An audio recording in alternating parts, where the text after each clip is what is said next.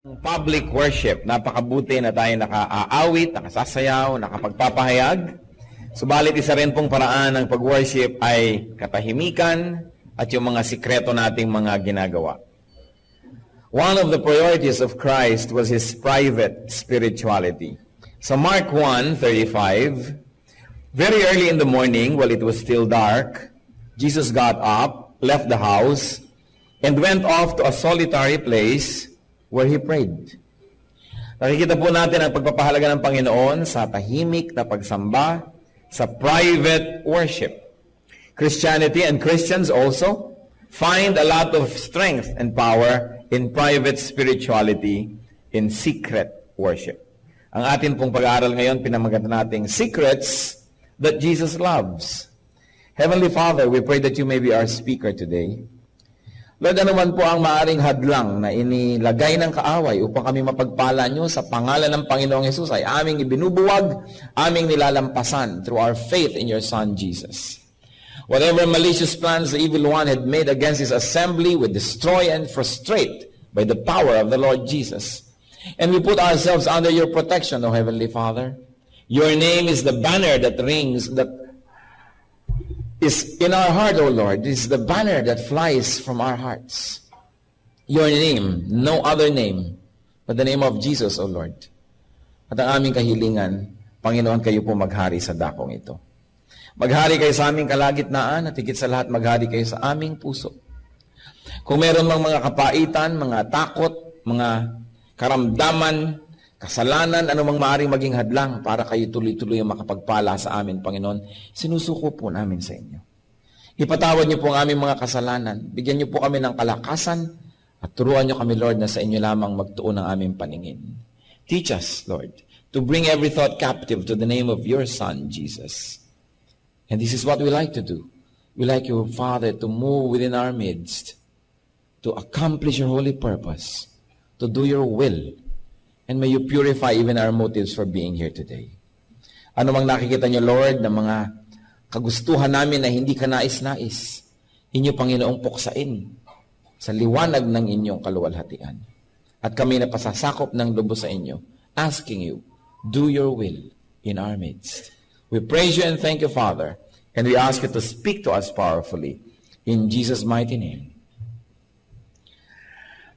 Secrets that Jesus loves. Ano po kaya ang mga lihim at mga sikreto na kanais-nais sa Panginoon? Matthew chapter 6 verses 1 to 4. Be careful not to do your acts of righteousness before men, to be seen by them. If you do, you will have no reward from your Father in heaven. So when you give to the needy, do not announce it with trumpets, as the hypocrites do in the synagogues and on the streets, to be honored by men. I tell you the truth, they have received their reward in full.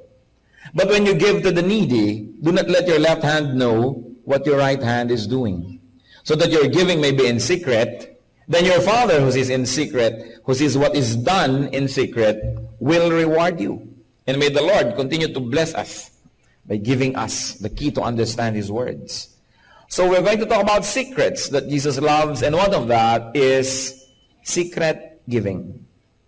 Giving to the needy, very especially. So ano po yung tinuturo sa atin? Give to the needy without publicity. Publicity and human praise will be the reward, and it's all the reward that you will ever get. Because God will no longer reward and repay you when people already honor you. Kaya hindi dapat na ipinagmamalaki, ipinagyayabang, ipinamamalita ang mga pagbibigay natin, lalong-lalo sa mga nangangailangan, sapagkat oras na tayo napuri na ng tao, naparangalan na ng tao, nabigyan pa ng plake, na ipagpagawa ng monumento, kung ano man yon, wala na tayong maaasahan pa na gantimpala mula sa Panginoon. Because God rewards openly good deeds that are done secretly. Yan po ang sinasabi ng ating binasa. At kung ididiin natin yung mga original words, talagang the reward is given openly to good deeds done secretly. Ano po yung rationale behind that principle? Because all good things come from the Father. Wala naman tayong production ng good things. Ang Panginoon ang nagbibigay, tinatanggap lang natin, At kung tayo nakikinig sa kanyang tinig, ibinibigay natin doon sa pinagbibigyan niya, ipinadadaan lang sa atin, pero merong tunay na dapat puntahan, at kung hindi natin nilalabag ang kalooban ng Diyos, pinadadaloy natin yung pagpapala, inaabot natin sa tunay na dapat puntahan, ano ngayon ang kapuri-puri tungkol sa atin doon? Sabi nga ng matatanda, wala namang humahawak ng palayok na di nauulingan.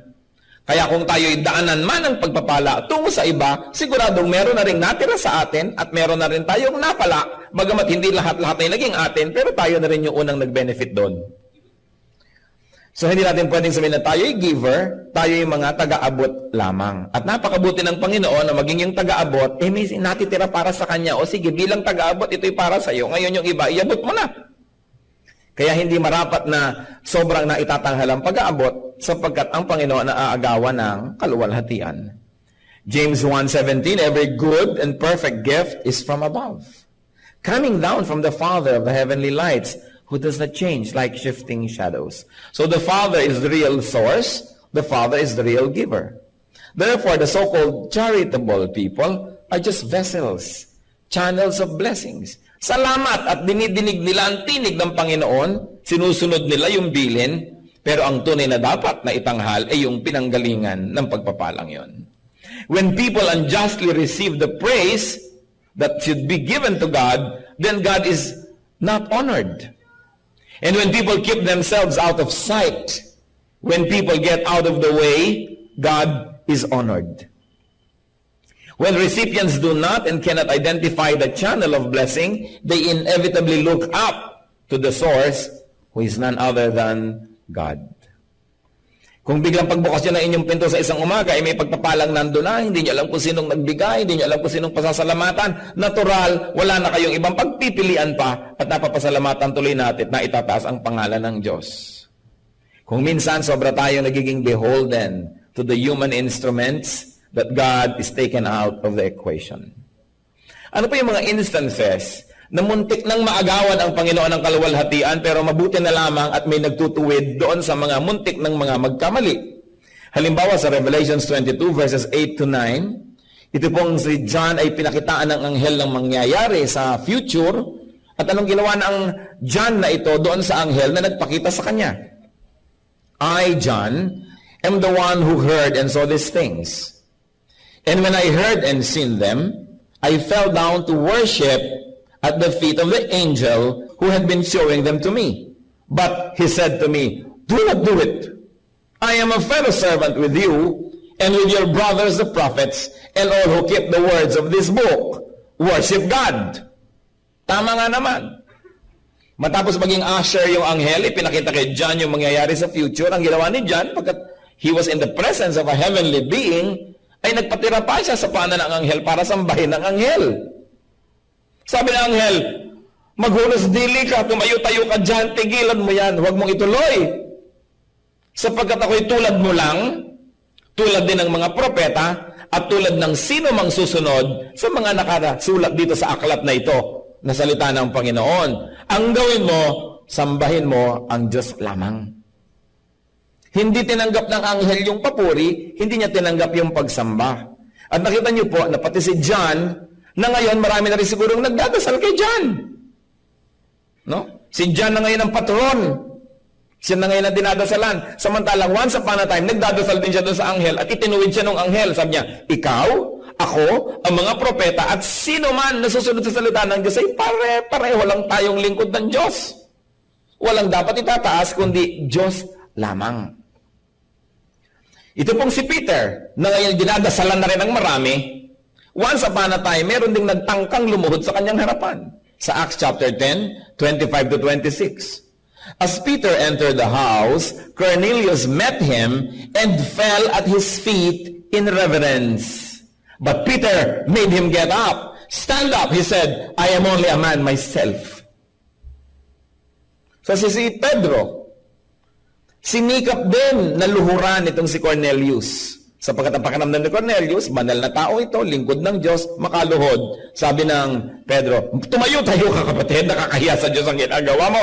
Tao lang ako. Pero ngayon, marami pa rin lumuluhod, hindi lang kay Pedro, kundi sa rebulto ni Pedro. Kaya yung rebulto yung makakapagsalita, sabihin, mahiya-hiya ka, tumayo-tayo ka dyan. At pakidurog-durog mo ako, sapagkat hindi ako dapat narito. Pinagbabawal ito ng second commandment, at di ka dapat lumuhod sa akin, ipinagbabawal ng first commandment. Nakita nyo kung nabubuhay lang yung mga yan ngayon, sila mismo ang number 1 na aangal sa ginagawa ng maraming tao sa kanila. At ang Panginoong Jesus, minsang naglalakad, may isang babaeng pumapapel. Luke 11:27-28. As Jesus was saying these things, a woman in the crowd called out, "Blessed is the mother who gave you birth and nursed you." He replied, "Blessed rather are those who hear the word of God and obey it." Sasabi nila isang babae nagmamagaling, pinagpala ang babae nagsilang sa iyo at nagpasuso sa iyo. At sinabi niya, ang tunay na pinagpala, yung nakakarinig ng salitang ito, nakikinig at sumusunod. Itinutuwid, sapagkat kung sino-sino ang binibigyan ng honor ng mga tao, liban sa Diyos at sa salita na nanggaling mismo sa Diyos. Kung magbabasa lang ng Biblia ang ating mga kababayan, maraming mga kabaliwan ang dali-daling mapapanaw. Mga pagsamba kong kani-kanino, pagluhod kong kani-kanino, pagdarasal kong kani-kanino, ang binibigyan ng papuri kung sino-sino. Ang binibigyan ng pasalamat kung sino-sino. Ay salamat tumigil ang baha. Bakit? Kasi nagdasal kami dito. Ay salamat tumigil ang bagyo. Ay salamat nagkaroon tayo ng mapayapang gobyerno. Ay salamat nagkaroon tayo ng ganito. Kanina nagpapasalamat hindi sa Diyos kung kani-kanino. Kaya di naman matapos-tapos ang mga pasanin na inihahampas sa atin ng langit sapagkat hindi tayo kumikilala sa tunay na dapat kilalanin. When God is honored, when truth operates, God blesses. Sapagkat ang karangalan ay para lang sa Diyos. Siya lang ang bagay tumanggap ng ganong mga bagay. Ngayon po, kailan ba maaaring halimbawang magbigay ka na nakikita ng iba? Kasi ang sinasabi natin, nagbibigay tayo na hindi ka tayo nakikita ng iba. Kailan kaya pwede na nagbibigay ka ng hindi nakikita ng iba? One is giving to the needy, to instruct, or to inspire, or to set an example. Halimbawa, nagbibigay kayo sa mga nangangailangan, nakikita ng inyong anak, nakikita ng mga bata, di mabuting nakikita nila para nagkakaroon ng halimbawa. O nakikita tayo ng iba para naman tayo itularan, para makita rin nila, ma-inspire din sila, pero wala tayong mga iniisip to promote ourselves. But at the least, we allow our good deeds to be seen so that they may become good examples to others. And also, kung minsan, yung mga good deeds natin, ina-announce natin to promote order. Halimbawa, magdodonate kayo sa isang church, sa isang institution, hihingi kayo ng resibo. Hindi dahil gusto nyo mapalagay ang pangalan nyo sa resibo, hindi dahil gusto nyo purihin ang inyong sarili, kundi para magkaroon ng kaayusan. Baka naman yung pinag-abutan ninyo, hindi na makarating doon sa kaban, yung dapat na makarating doon, kaya hihingi tayo ng resibo, hindi masama yun. And I urge Christians, whenever you give, lalong-lalo hindi kasabay ng collection o ng offering, individually, ibinibigay-bigay, huwag kayong abot ng abot kung kani-kanino. At dapat humingi kayo ng receipt para merong kaayusan. Yung iba kasi sobrang polite, teka po, igagawa ko kayong receipt, wag na, may tiwala naman ako sa iyo. Hindi naman yung pagtitiwala nyo o kawalan ng tiwala ang pinag-uusapan, kundi para may kaayusan. Kaya hindi rin natin itinatago, yung ba may public offering, nagbibigay din tayo, kasi public collection, alam naman isa-isang mag-abot, hindi ang haba na ng istorya nun. So, to promote order, it's also not so bad, no? Not bad at all, na makita rin ng iba. And of course, it is not bad to be seen when there is no intention to glorify ourselves. Kaya sasabi sa 1 Samuel 16 verse 7, the Lord looks at the heart. Sa puso naman natin tumitingin ang Panginoon. So there are actions that have to be made public to set an example or to instruct. So what is good whenever it comes to giving? It's good whenever there's a giver and a recipient. It's good. But what is better? When the giver is unknown, it is better. And what is best? When even the recipient is unknown to the giver. Na nagbibigay tayo na hindi ka nagbibigay na alam mo yung binigyan. Kaya tuloy kung minsan may superiority complex ka na rin. Nagde-demand ka na rin ng special treatment. Kasi binibigyan mo. Akala mo na rin kasi ikaw yung nagbibigay. Pero siyempre, you don't throw naman your good things in the air at bahala na kung kanino mapunta yon. Hindi ganon. But sometimes there are institutions we can trust. Na ito po ang gusto kong itulong kung kaninong nangangailangan, kayong nakakaalam kung sino yon, kayo na ang magparating, maski hindi ko na malaman kung sino yon. Pero kailangan siyempre napatunayan na ng institusyon na katiwa-tiwala naman na gawin ang ganung mga transaksyon. So, secret giving is honorable to God. What else? Matthew 6, verses 5 to 6. And when you pray, do not be like the hypocrites. For they love to pray standing in the synagogues and on the street corners to be seen by men. I tell you the truth, they have received their reward in full. But when you pray, go into your room, close the door, and pray to your Father who is unseen. Then your Father who sees in what is done in secret will reward you. And may I be emphatic, this is the Lord Jesus speaking. Pati po yung ating binasa kanina na tungkol sa secret giving. Ito yung tinatawag na beatitudes ng Panginoon, yung kanyang mga sermon na galing yan mismo sa kanyang labi. So what other secret is loved by Jesus? Secret prayer. So do not pray for the sake of publicity. Do not pray for the sake of show. Those who are recognized, praised, and honored by people because of praying will get only that, human recognition. Wala nang hihigit pa ron, yun na. Pag napuri ka ng tao, uy, siya madadasalin, uy, siya ay banal. Naku, purihin ng Panginoon, madasalin itong kapatid na ito. Napuri ka na ng tao, wala ka na dapat antayin na papuri pa mula sa Panginoon. So what can we learn? Is to value private prayer. We should pray privately, to pray secretly.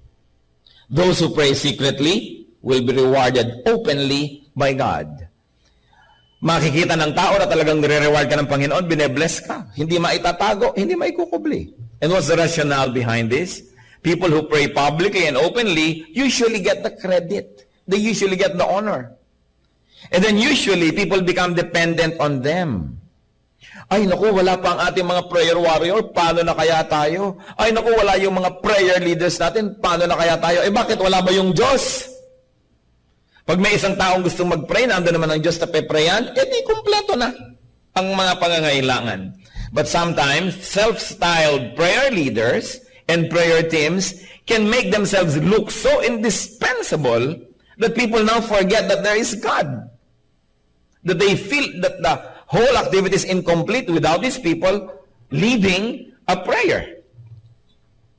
So ang mga nagiging hindi po maganda are people's dependence on prayer warriors, people's dependence on special prayer personalities. Naku, paano kaya ako gagaling? Wala si ganito na nagpe-pray for healing. Bakit wala ba ang Diyos? O wala ka bang kakayahan manalangin? Manalangin ka. Ang Diyos ang mahalaga. Pag may nananalangin at may pinapanalanginan na Diyos, kumpleto na yon. Kaya kumisan, some people can make themselves look so important as if prayer would not be complete without them. Naaagaw ang kaluwalhatian ng Diyos. Lalong-lalo yung mga inaasahan natin, prayer for healing. Siyempre, you become emotionally dependent. Pagka may mga tao na, eto, nananalangin para ka gumaling. May mga palapat-lapat pa ng mga kamay, mga papunas-punas sa mga langis-langis at pakaway-kaway ng mga panyo-panyo, kung ano-ano na yung mga props. Alam natin yung itinuturo sa scripture na anointing of oil, hindi for its sacramental value.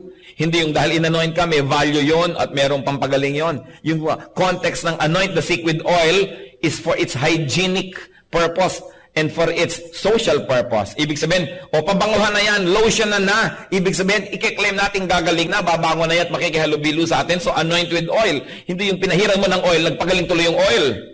Nagiging superstitious ang mga tao. Ay, paano tayo gagaling? Walang oil. Ay, paano tayo gagaling? Walang panyong puti. Ay, paano tayo gagaling? Walang palaspas. Paano tayo gagaling? Walang ganito. Anything that you place between you and God becomes an idol. Anyone that you place between you and God also become an idol. Kaya malinaw sa atin dapat yun. Even the Lord wanted His healing ministries to be kept secret. Ang nakakapagtaka, ang Panginoon, inililihim ang kanyang healing ministries, tapos meron namang mga tao na yun ay pinakakabunyag-bunyag at yan ang pinakakapromote-promote healing ministry. Baligtad. Sa Luke 8:56, isang batang babae ang namatay at binuhay muli ng Panginoon at matapos buhayin mula sa kamatayan, her parents were astonished. But He, meaning the Lord Jesus, ordered them not to tell anyone what had happened. At sa Matthew 7:36, isa pong deaf and mute, isang bingi at pipi, ang pinagaling ng Panginoon at pagkatapos anong utos niya? Jesus commanded them not to tell anyone. Ayaw ng Panginoon na ang mga tao pagkaguluhan siya dahil lang sa healing ng katawan. Gusto niya ang mga tao ay lumapit para isuko ang mga kasalanan, ihingi ng tawad at magkaroon ng bagong buhay. At manaka-naka ang Panginoon ay nahahabag naman sa mga tao, pinapagaling na rin sila sa kanilang mga karamdaman, subalit hindi siya dumating sa lupa para magpagaling ng mga physical illnesses. Dumating siya para magturo tungkol sa kasalanan at ang mga tao ay gumaling sa kanilang spiritual illnesses. At bonus na lang kung yung physical illness ay mapasama sa pinagaling. Pero siyempre, kung tayo ay may nararamdaman, kung ang mga mahal natin sa buhay ay may nararamdaman, ay kuminsan ay pinadidimlan na rin tayo ng pag-iisip. Sometimes our reason is also clouded by very immediate needs, especially to alleviate pain, to the point that we give so much importance to physical healing when it is not the reason why Christ came to the world. Siya, I came to call the sinners to repentance.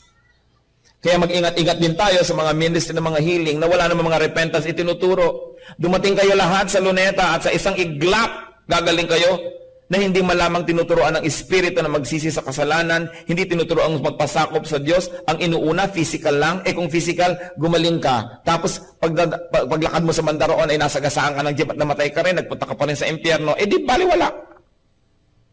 Kaya importante, inuuna yung Espiritu. The Lord never emphasized the healing aspect of that ministry. Dahil lamang case to case, papagalingin niya, nahahabag siya. Pero hindi siya nagkaroon ng healing crusade kahit kailan. Alas 3 ng hapon, sa darating na linggo, magkita-kita tayo sa Gethsemane at may healing crusade. Walang ganun. Bagamat healing is available to people in faith, pero hindi yun ang number one. Ipinalilihim nga ng Panginoon. So beware of persons who publicize too much the aspect of prayer and especially prayer for healing. That they place themselves nearly indispensable in the economy of God. Meron pang mga akala mo mga prayer franchise holders. Nangyayari kahit sa ating bansa. There was once when there was a group who wanted to lead a big prayer rally. No? At merong tumutol na grupo, sabi, prayer yan, dapat kami. Kasi kami ang kilala na prayer ministry. Bakit kayo? At kutakot-takot na sigalot ang nangyari on national level, mga kapatid, kung sino ang dapat manguna sa prayer. Nakakahiya. Kasi walang may franchise sa prayer, ang lahat ng anak ng Diyos ay maaari manalangin at dapat manalangin. Hindi masyadong ini-specialize ng ganyan mga bagay na yung mga iba hindi na nagpe-pray kasi meron namang prayer warrior na nagpe-pray. Everybody should be prayerful. So, kailangan, nakikita po yung even our secret prayer. Importante yung public prayer, kung ito ay talagang collective prayer, nakikita ang ating unity, pero hindi yun ang lahat-lahat. Napakahalaga rin po ng personal, secret prayer na kayo lang at ang Diyos ang nag-uusap. It is important. At ano pa po ang gusto ng Panginoon ng mga lihim sa ating buhay? Matthew 6:16 to 18. When you fast, do not look somber as the hypocrites do, for they disfigure their faces to show men they are fasting. I tell you the truth, they have received the reward in full. But when you fast, put oil on your head. Ito na naman yung anoint people with oil. Hindi ito for healing, kundi parang pabango, pampapresko. It is really for hygiene and for social use. When you fast, put oil on your head and wash your face, so that it will not be obvious to men that you are fasting, but only to your Father who is unseen. And your Father who sees what is done in secret will reward you. So ano pong mahalaga? The secret that Jesus loves? Secret fasting. Fasting should not be announced through physical display. Huy, bakit ganyan ang mukha mo? Humpak na humpak ang pisngi mo. Nagfa-fast kasi ako eh. Sacrifice should not be announced through any hint. Na, alam mo, hindi na kami kakain ngayon eh. Nag-iisip nga kami ng lunch ngayon eh. Bakit? Kasi ipapadala namin sa charity ang aming pang-lunch. Huwag na kayo maingay. Huwag nang ipagmakaingay pa. Self-denial and sacrifice, works of piety, should not be leaked, should not be suggested or hinted, should not be publicized for self-glorification. Mahalaga yung privately. Ang Panginoon lang nakakakita. Being praised by people when you fast or sacrifice is all the reward that show-offs will get. Wala nang iba. Kaya dapat po tayong mga anak ng Diyos na nagpapahalaga na tayo ay makabigay ng kaluguran sa Diyos, na ang Panginoon ay matuwa sa atin. Pinakakalihim-lihim natin ang mga ginagawa nating mabuti, pinakakalihim-lihim natin ating mga sakripisyo, hindi natin binubunyag-bunyag, sapagkat oras na ikaw ay itinanghal na ng tao, yun na ang premyo mo, wala nang iba. At hindi lang premyo, kundi baka na-offend pa ang Panginoon kasi naagawan mo siya ng kaluwalhatian. Pious acts done secretly are openly rewarded by God. Hindi yung magbibigay ka ng donation at cheque kasing laki ng blackboard. Para kitang-kita ng camera, malaki pa sa tao, no? Para maluwalhati ka. Hindi naman charity yan eh. Bigay po ng kumpanya, naka-charge sa advertising fund nila yan. Hindi yan talaga ibinigay. Yan eh, advertising. Kasi habang inaabot, yun naman pobreng umaabot, malaki pa sa kanya yung litrato ng cheque. Actually, tingnan nyo kung saan naka-charge sa advertising. Hindi nagbigay, nag-invest. Fasting or giving must be done in secret. And fasting persons and fasting societies get praise. They get the praise. Sa kanila nagkakaroon ng sobrang utang na loob yung mga tao. Nawawala ang Diyos sa equation. Kaya naman, nawawala ng kabuluhan. Tatlong mga secrets that Jesus loves. Secret prayer, secret giving, secret fasting. Ano po ang context ng pagtuturo ng Panginoon ito? The Lord was reacting to and correcting and balancing the religious orientation of His time, of the people of His time. The people have become too public and showy. They have become performers. Religion has become a show. And people have become pleasers of men. There was too much emphasis to public and outward religiosity. Puro na lang pang outward. Ano ang isusuot ng mga pare? Ilang buhol ang mga borlas ng kanilang mga suot? Gaano kahaba ba ang kanilang mga balbas-balbas at kung ano-ano? Ano ba ang kulay dapat ng ganito? Puro na lang panglabas ang naging mahalaga. Kailan tatayo, kailan uupo, kailan luluhod. Nagiging ritual ang pananampalataya. Kahit na magmemorya ka ng panalangin, bigkasin mo ng bigkasin ang hindi mo naman naiintindihan at dinidibdib. Panglabas. At ito po ang gustong ituwid ng Panginoon. Nag-focus lang nga siya sa fasting, sa prayer at sa giving, pero pwede natin itong palawakin sa lahat ng larangan ng ating pananampalataya na hindi lang yung nakikita ng kapwa ang mahalaga, kundi kung ano yung nangyayari sa ating kalooban, kung ano yung private.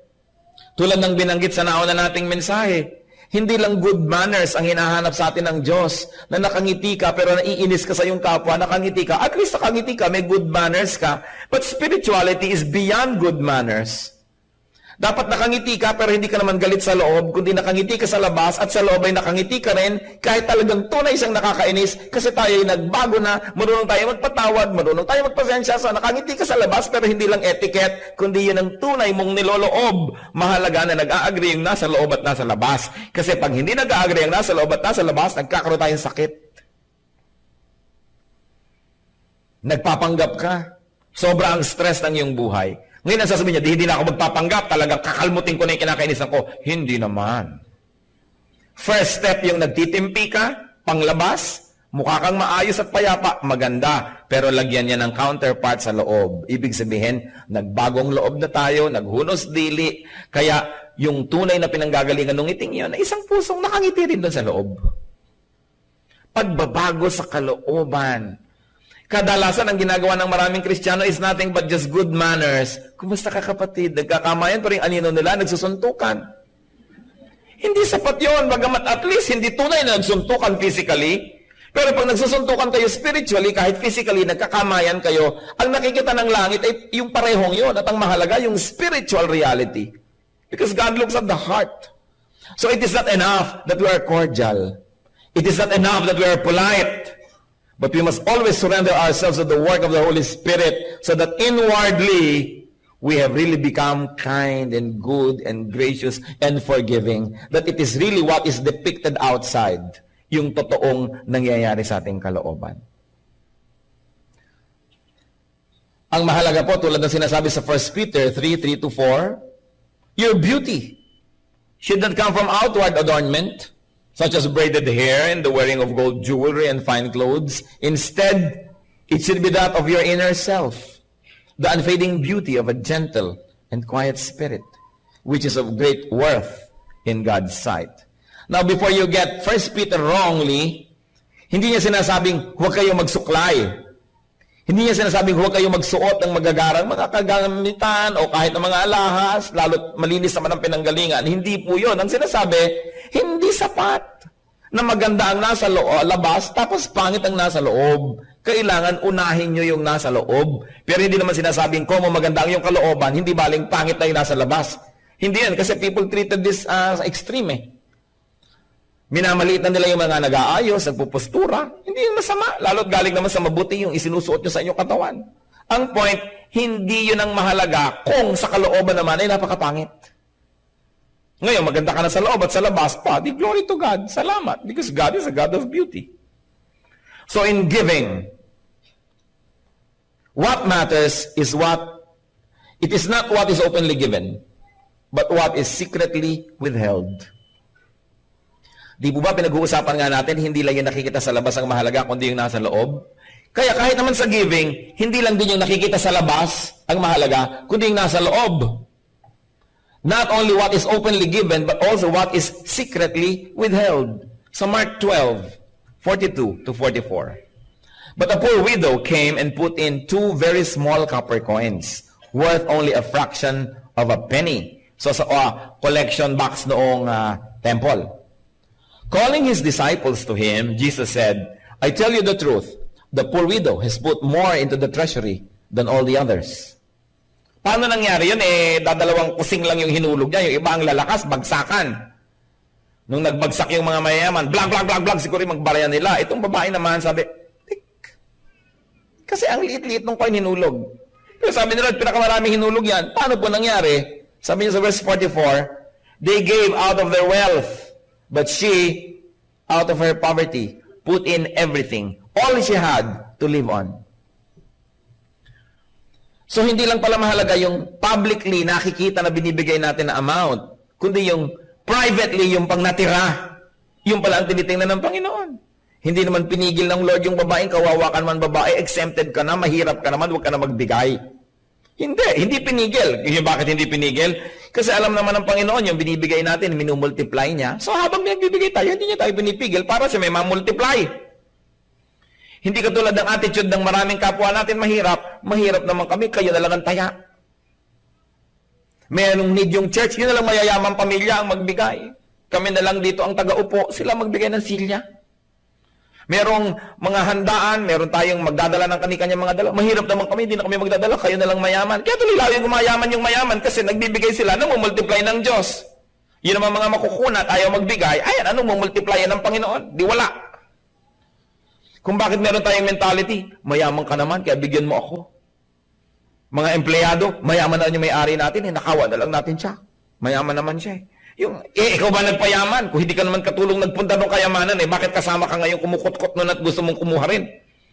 Yung ito pong mentality na ito kailangan maiba. Na hindi ko mo mahirap ako, pananagutan ako ng lahat. Minsan makikita mo sa TV, yung mga nagtirahan sa mga gilid ng ilog na hindi naman pinapatira doon, nagtirahan doon, nung may baha, ililikas tuloy ng gobyerno, ililikas ng libre, isasara mga eskwelahan natin para itira sila ng libre, papakainin ng libre, nagagalit pa sa TV, ang tagal-tagal, wala pa yung relief sa amin. Nagbabayad ba kayo ng buwis? Ang lakas ng loob yung humingi ng relief goods. Di ba? Yung mentality ng ating maraming kababayan, mahirap ako, meron ka, therefore sasandal ako sa iyo. Hindi ako mag-iipon, pag namatay ako, itutumba ko sa iyong bangkay ko, problema mong bumili ng ataol para sa akin. Di ba?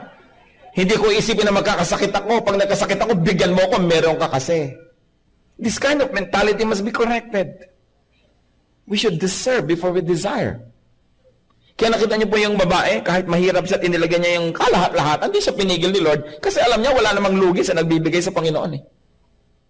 Yung mauutak pa nga dyan ng lalo nang nagkakandagipit-gipit. Kasi pati ba naman Panginoon, uutakan pa.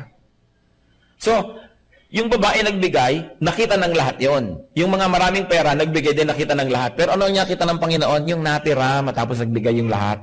Sabi niya, yung mga maraming hinulog, higit lalong marami pa sa bahay yan. I'm not impressed. Konti lang hinulog yan. Ang dami po, konti compared sa natira. Itong babaeng ko, ang daming hinulog. Ang liit nga po ang dami kasi wala nang natira. So nakita niyo, tinitingnan ng Panginoon, yung private, yung secret, yung nakalihim sa mata ng mga tao. Christ was emphasizing the importance of inner, quiet, and personal spirituality. Ano po ang ating buhay? Kumusta naman? Is our open religiosity matched by and grounded on and energized by our inner spirituality? Ang pag-worship niyo po ba, kasabay tayong lahat, merong katumbas na private worship niyo? Sa inyong silid, sa inyong bahay, sa ilalim ng puno, kung saan man na, kayo lang ng Diyos sa nag-uusap, nag-worship kayo. Ang atin pong public prayer na tayo, lahat ay yumuko, ipikit ang mata at magdasal at sabay-sabay naman tayo. Meron po ba kayong panalangin na private lang? Kayo lang ng Diyos ang nag-uusap. Mahalaga yun. Ang ating mga ginagawang mga kabutihan sa panglabas, naroon ba't may katumbas doon sa loob? These are the secrets that Jesus loves. Giving, praying, fasting, or sacrificing. God looks at the heart. God looks at what's inside. And God looks at what is secret. So let us use our energy not in hiding what we are, but in becoming what we should be. Dapat tayo po mga anak ng Diyos, maging totoo sa loob. Sapagkat ang spiritualidad natin ay hindi isang palabas, hindi siya show business, dapat ito po ay spiritual, totoo sa loob. Let us continue to nourish our spiritual and private spirituality. Mahalaga na nagtitipon-tipon tayo, nagkikita-kita, maraming group activities. Kasing halaga rin po nun, private spirituality, private prayer, private devotion, private reading of God's Word, private worship. Napaka-importante sa ating paglagong espiritual. Ama naming Diyos, tunay nga you are God of balance. Hindi lang panglabas ang mahalaga sa inyo, kundi yung pangloob din. Higit pang ang mahalaga. Pakisuri niyo po kami, Panginoon, kung tunay ngang magkatugma ang panglabas naming buhay at pangloob. Sa pakikitungo namin sa kapwa, yung bang nakikitang ngiti sa aming labi, ay may katumbas ng ngiti sa loob ng aming puso. Yung bang aming mga pagsamba sa iyo, pag marami kaming kasabay, ganun nga kaming sumamba sa iyo kung tayo'y napag-iisa lang, Panginoon. Ipakita mo po sa amin, Panginoon, that deep spirituality is private. It's between you and us, privately, secretly. Ano po bang mga lihim na buhay ng mga kapatirang nakaharap sa inyo ngayon? Anong mga kabutihan at mga kabanalan ang nakikita sa labas, Panginoon, subalit ano namang mga karumihan ang nasa loob na tanging kayo ang nakakakita? Siyasatin niyo po kami. Inihahayag namin sa iyo ang aming puso. Napahihi po kami, Panginoon, humihingi ng kagalingan. At sa sino mang mga kasama namin ngayon, na may mga lihim na buhay, mga lihim na bahagi ng buhay, nawa, Panginoon, ang mga lihim na ito. Tapunan mo ng iyong liwanag. Sunugin mo ng apoy ng iyong kapangyarihan. Mga lihim na masasama at di tama. Mga lihim na nakahihiya. Mga lihim, Panginoong, iniingat-ingatan. Lampas-lampas ang tingin mo sa amin, Panginoon. Wala kaming maitago sa inyo niyang aming iisipin pa lang ay alam nyo na. Doon kayo mag-minister sa amin, Panginoon. Makita mo na wang doon kami lubos na napapasakop sa inyo, doon sa private life, sa private thoughts, sa aming private moments. Nais namin kayong sambahin, kasama man o hindi ang mga kapatiran. Nais naming maging matuwid, may nakatingin mang kapwa-tao o wala. Sapagkat unang-una, nais naming maging matuwid sa inyong paningin. Wala kaming bundok na maaring akyatin, walang mga libis kaming maaring puntahan, walang mga malalalim na dagat na maaring kaming sisirin na wala kayo doon. Kaya wala rin kaming mapupuntahan at makapaggagawa ng kasalanan di ninyo alam. Panginoon, nawa, kumilos ang Espiritu nyo sa aming buhay. Ipakita nyo sa amin ang kalagayan ng aming private worship, ng aming private spirituality, yung kayo lang ang nakakakita. At nawa, doon pa lang, maging kalugod-lugod sa inyo. Ipatawad mo, Panginoon, sa amin ang mga bahagi ng aming pamumuhay na di ka nais-nais, bagamat lihim. Hindi bagay sa iyong mga anak kami mga iniingatang mga madidilim na lihim, sapagkat kami mga anak ng kaliwanagan. And if we walk in the light, as you are in the light, we have fellowship with you and with the brethren. Ituro mo sa amin, Panginoon, ang kahalagahan nung totoo, noong panloob, noong pangsarilinan lamang natin. Mga kapatid, patuloy tayong manalangin sa Panginoon. Humingi tayo ng pagkilos niya. Kung meron sa ating mga nagtitigas-tigasan ng puso, may mga lihim na compartment ang buhay natin, mga lihim na mga relasyon, lihim na mga gawain, lihim na mga hangaring, hindi ka nais-nais sa Diyos, isuko lahat ito. Hindi naghahabol ang Diyos ng panglabas na relihiyon. Ang hinahanap niya, personal na kabanalan. Hayaan ang Espiritu ng Diyos humipo sa ating lahat. Kahit sa palagay natin tayo'y tama at matuwid, walang tunay na matuwid sa harapan ng Panginoon. Patuloy tayong magsuko. May the Spirit of the Lord search our inmost being. And may we find refinement through the fire of the Holy Spirit. Let's be alone with the Lord for a while.